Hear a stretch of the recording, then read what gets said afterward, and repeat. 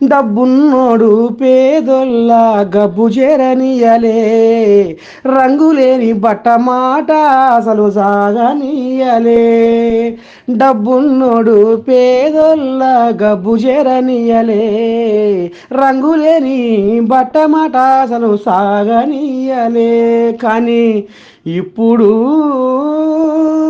ఇప్పుడు డబ్బున్నోళ్ళకు వచ్చింది అదిగోజా, సంపదున్నోళ్ళకు వచ్చింది సీతమ్మ శరా.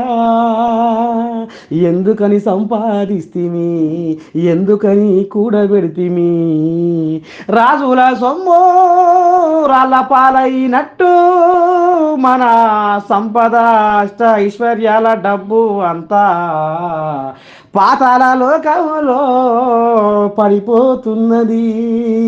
అంటే చూడండి, చెమట ఒడవని డబ్బు ఏనాడు నిలవదు అనేది పెద్దల సతిమూట. కానీ ఇలా అక్షరాల ఆ మాటే నిజమవుతుందిలా. ఇక ఆనాడు మరి ఇంతో అంతో డబ్బు కాన్నోళ్ళు, నోటి పలుకుబడి ఉన్నోళ్ళు, పైతారగల్లోళ్ళు ఏం చేసిరుల్లా, అడుగున నీ దండం పెట్టి ఎక్కడ పడితే అక్కడ కబ్జాలు పెట్టి ఓ గల్లాలు ఎగరేసారు. కానీ ఇలా రేవంతమయ్య సర్కారు తీసుకొచ్చిన హైడ్రా ఇలా ఎక్కడికక్కడ కుప్పలు నూగుతుంటే ఓ ఓ అని ఒప్పలిచ్చే కాడికి వచ్చింది కథ. అంటే ఇక చూడు మరి రాజేంద్ర నగర్లో అప్పం చెరువు కాడ బీజేపీ కార్పొరేటరు తోకర శ్రీనివాసరెడ్డి అక్రమంగా నిర్మించుకున్న కట్టడాలను నేలమట్టం చేస్తుంటే సారు కడుపు చల్లకుండా అయ్యో దేవుడా ఎంత పని అయ్యారా అని కాకి శోకం తీస్తున్నాడు నొల్లా.